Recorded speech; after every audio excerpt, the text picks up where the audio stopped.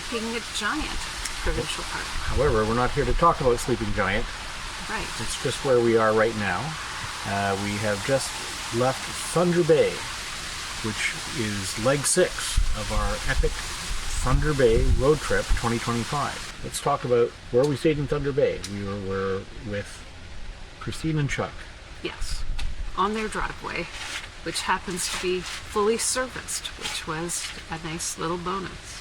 So it was a nice chance to return to civilization and do civilization things. We got a little shopping done, got a little laundry done, ate some fancy restaurant food, which we'll talk about presently.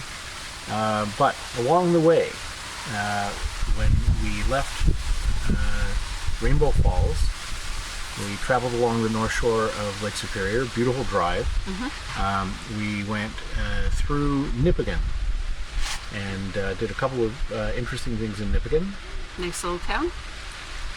We, apart from stopping for gas and doing all those sort of necessary things, you wanted a coffee. We went to a place called Love, Coffee. XO. I had actually picked it out on the map. I mostly wanted a coffee because I was curious about this coffee shop. And it was a very curious little place, very nice. They had some, smelly soap and things like that, in addition to coffee. Jewelry and nice little gifty things. And it seemed to be adjoining some kind of interior design space where you could get small pots of designer colors of paint or something. In a little paint roller. Anyway, it was a little bit of zhuzh in the midst of a northern Ontario town, which tends to be very blue collary looking, and this one was a little more big city-ish. And the barista there gave us some excellent advice about places to eat in Thunder Bay, and talked very glowingly about the food scene in Thunder Bay, which we got to enjoy, and we'll get to that in a moment. But the most important thing we did in Nippigon is we went to the smallest Canadian Tire store in Canada, which is in Nippigon. And it turns out we needed something from Canadian Tire, and they had just the thing, and it was very good. And the smallest Canadian Tire is a place of wonder because they stock many standard Canadian Tire things into a very small space. Yeah, so a lot of the shelves go higher than you would see in a regular Canadian Tire. But, so they're taking advantage of all of the volume in that small footprint. So that was pretty great. So then continuing the drive, we stopped at Ouimet Canyon Provincial Park, which is a day-use park. And we went in to see Ouimet Canyon because, first of all, we heard that it is a spectacular view, and confirmed. We'll show some visual evidence here. We had also heard that it is 1,000 kilometers deep. According to the official signage. Some skepticism required there. Again, check the visual evidence. But the sign does in fact say, the claim is made. I was delighted that the sign still is in use. Then we continued on from there. Before we talk about continuing on, the thing to really note about Ouimet Canyon, if you are traveling there by trailer, you must stop at the upper parking lot and drop your trailer, and then continue to the main parking lot. Yeah, you drive uphill for a little while, and then they say, you know what? Leave your trailer in this parking lot before you continue all the way up to the top, because it is a steep climb. So, I remember it as being a drop. You remember it as being a climb? Well, I'm thinking about on the way up. Okay. Climb up, drop back.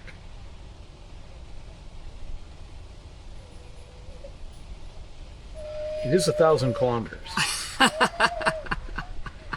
All right. So, yes, you leave your trailer in the trailer parking lot before continuing to the top of the canyon. Right, by car, because it's not like you just walk. You could, but you'd regret it. It's a long walk. Chuck and Christine showed us, great hospitality, and took us to some amazing places. We saw the Thunder Bay Marina. It was very nice. Went there in the evening and could look out at Sleeping Giant. So see where we are now. We went a couple of nights for some gelato. I don't remember what those places were, but a couple of nice gelato spots in Thunder Bay. One was walking distance from their home, and one was more in the near the marina. Near the marina. Now, the food scene. So we talked about Nippigon and the fancy coffee shop and the barista and their recommendations. One of those, I think their top pick was a restaurant called The Growing Season, which Chuck and Christine were very familiar with, and in fact was one of their top picks. Right. So we went and had dinner at The Growing Season. It's a kind of everything on the menu is sort of some form of salad or other.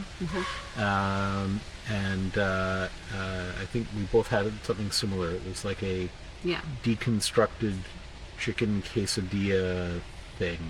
Not a quesadilla. It was on a naan. A naan. Yeah. So it was an adobo thing. Anyway, it was absolutely delicious. It was delicious. Yeah. Yeah. Absolutely. When in Thunder Bay, go and have dinner at The Growing Season. It is a very small and humble establishment, but the food is delicious. And then another place that is more kind of independent, family-style venue, but authentic Mexican food called Norteños Taqueria. Apparently there's a Norteños Cucina or something as well. So the family has a couple of places there. So we went there and also had some delicious Mexican food. Some dinner before the show. So that was really good. And the waitress was incredibly friendly. Yeah, really nice. Great experiences all around. Really enjoyed our visit to Thunder Bay. Then, on our last evening in Thunder Bay, we were looking for something to do indoors because we were concerned about the weather, and we found a little a bit of theater, a bit of community theater, and it was a unique experience. I enjoyed it, even though it was bizarre. Bizarre, funny, weird. I thought, well... I mean, they gave all kinds of warnings about the... language and mature themes, and even some nudity and some and various things. Violence. Yes, there was all of that, and nobody can say they weren't warned because they were very thorough in their warnings. Yes. So the play, in fact, is called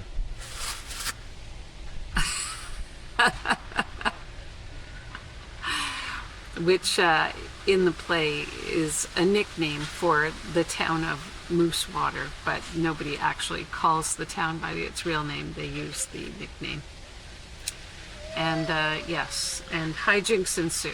Yes, it's a kind of a study of small town northern Ontario life, and although I think the playwright at one point got a little bit self-indulgent with a debate amongst various characters at the Legion Hall or else over which Tragically Hip song was the best Tragically Hip song, and there was quite a lot of analysis of lyrics of the three candidates on offer, and if it were me, I would say just write an essay, dude, Yeah.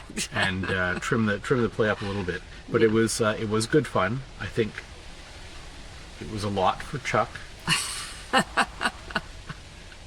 but we had a good time, and perhaps we're speaking out of turn here. We have it on good authority that Pokeroo, or at least the performer who performed as Pokeroo, Formerly known as Poker. was amongst the cast of this play, Yes. and that was quite something. Yes. We also had a nice trip out to Kakabeka Falls Provincial Park.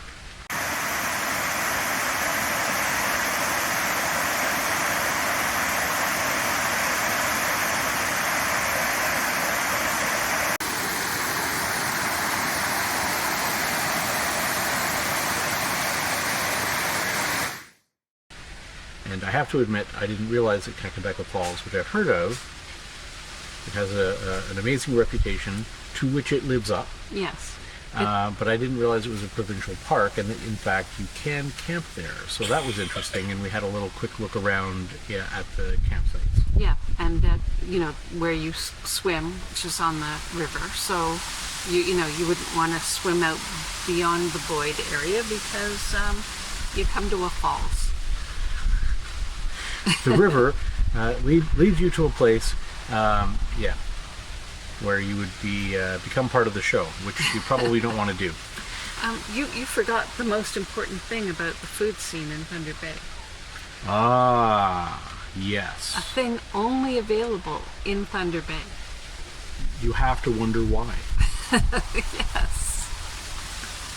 Yes, we stopped in at, was it the Persian Man? The Persian Man. The Persian Man. To get a Persian, which is We got more than one indeed. yes, Persians all round, which is a yeasted donut with a fruity pink icing on it, but it's a fluffy and fruity pink icing. It's good. It's good. It's a fine donut. It's a wonder they don't have them elsewhere. yes. Thunder Bay's most jealously guarded secret. I mean, the Halifax Donairs have made it out of Halifax, so why haven't Thunder Bay Persians made it out of Thunder Bay? Why indeed? Get on that, will you? So there we have it. Leg number 6 of the epic journey. We have just set up at Sleeping Giant. The biggest challenge I think we're going to have here is there is absolutely no cell service, but we'll talk about that some more. It's not a short drive out of the park to find some. Yeah, so anyway, we're looking forward to leg 7, and you will hear more about that in due course.